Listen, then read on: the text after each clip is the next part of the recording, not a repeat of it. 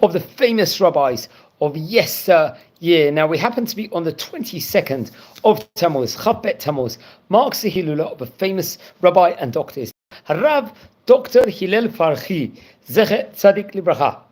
He was born, I believe, in English year 1868, passed away in the year 1940. We talk about 85 years ago here from time recording. Happens to be in the English month of July. It happened to be. Now, he was a translator, a Jewish translator in himself. He was an investigator with regards to language, linguistics, with regards to Ivrit, the Hebrew language. He would be born in Damascus, respectively, and would work very much inside Egypt. He was a doctor as a profession. He would take on various other, a physician. He was an author of various different books, which was on Arabic and Jewish subject.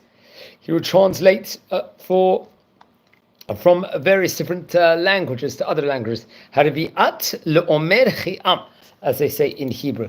So he was a translator, and he's best known for his Arabic translation of the סידור Farhi, which I think was printed in the year 1917, which was the first translation of, let's say, Hebrew prayers in literary Arabic. Very interesting. But let's explore a few of the highlights of the famous Dr. Rabbi's life. Now, he was born in the year 1868 in Damascus, in Syria, respectively. At that point in time, he was part of the Ottoman Empire. Now, he would learn in Talmud Torah when he was young, at his younger ages, and then afterwards, eventually, he would go inside the city somewhere to study in a yeshiva.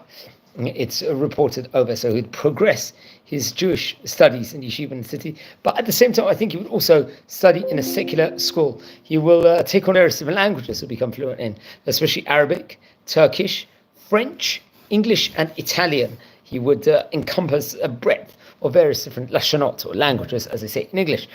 After his studies, let's say, he was only around 18 years of age, he was appointed as Secretary General of the Ottoman province of Vilayat Rashaya al-Wadi, which I think is more towards East Lebanon territory of nowadays. I think he would be inside this tenure for about a 3-year period. When he came to the age of 21 years of age, he would travel now to Beirut, Lebanon, and at that stage in time, there was much more of Jewish community, obviously, over there. He would study medicine at the American University.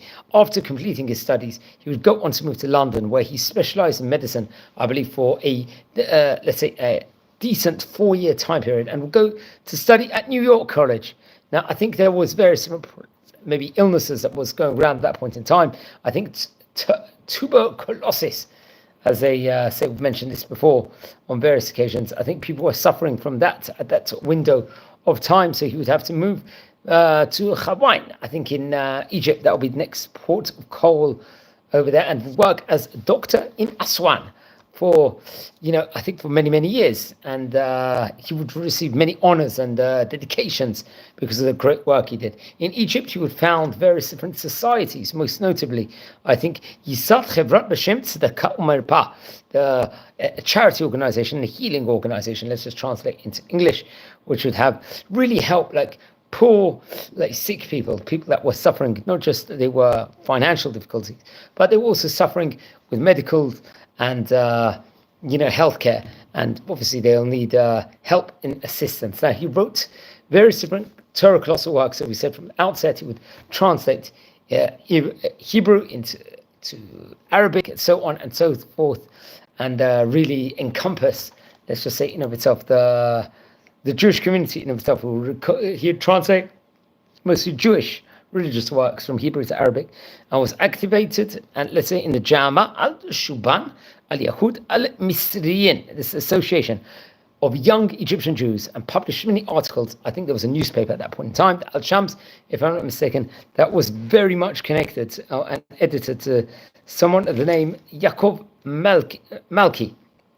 I don't know, I think maybe we've mentioned him before. I'm not too sure if he was a rabbi or not, but among his writings, there will be various different, let's say, important writings in itself, including the Milon Parchei Gadol, which was, I think, once again, I think translating various different languages, Milona Milim, which would include various different words, once again translated, Otot Moftim, the Chukei HaCharuz HaIvri. This would encompass a gathering of different Jewish songs, I think. Hardafa Bevdel Arabi, סידור Farhi, It's probably the most famous one. It was a translation, I think, published back in the year 1917. It must have been this. There was also the Pharxi, also, which was Agdot Farachim, let's just say, including Pesach liturgy, Haggadah Shel Pesach, Pirkei Avot, ethics of the fathers, and various on Musa Haskell, let's just say. Al Joza Al Farachia, Majma'ot Farhi, Machzor Farhi, which mentioned about before, but this time it was encompassing Rosh Hashanah, Yom Kippur, and I think the Shalosh Raglim, respectively. Haggadah Shel Pesach, I think it will translate. Maaseh of Evot, Sefer Limud Avarit Lamatchilim, Hagaot al Sefer Hamatmon. This was in Arabic, I think. Sefer HaBedichut, Togman Farhi, Klalei Lashon Havrit, and Yusadei Hadat, and there were several other, let's say, Torah works in of itself that he would actually have translated. Let's explore a few more of the highlights of the famous rabbi's life. We talked about how he was fluent in many different languages, how he became the Secretary General of the Ottoman Province at one point in time, which was a very prominent position, let's just say. Now, I think his wife's name, if I'm not mistaken, was Esther. He would get married to Rabbi Esther. She happened to come from the Sitton family. And so it's interesting. I think they would go on to have 2 sons and 4 daughters, if I'm not mistaken. So he mentioned about how he moved to Beirut at a window of time, I think around the year 1889, in London. And there was tuberculosis at that point in time. He had to come back to Egypt, where he founded various different charitable organizations over there. That's what we mentioned about also, and the various different books that he would actually write. I think one of the commentaries or books that he would write, we have to point out now here, was, I think, in association, I think it was Sodot Hadat, if I'm not mistaken, which was a translated topic, let's say, on various different perushim. I think it was called Zichronot Lebeit David. We do that together with Rab Nisim Melul, if I'm not mistaken, and various different other works. Also, they passed away on the 22nd of Tammuz in the year 1914. Let's explore a few of the highlights of his books, which is related over inside the Haimei website over here. For example, it says, Melamed liyot kayamim b'munot le'ahov et kol ha'olam. That's one of his teachings, I think, coming from the Yesodei Hadat book, I think pages 31 to 33, if I'm not mistaken. That was printed naturally in the year 1937. Another teaching of his was Melamed she'edut lo paska ki hi dat shel sason tikva va'ava. This is, I think, taken also, I'm not sure which page, but this was printed once again in the year 1937. Let's go for one more teaching inside his book. They've made a concise book over here, just to end the session. He would say, Melamed shagmara not et regoshut nechonim v'yesharim tzedakah va'ava.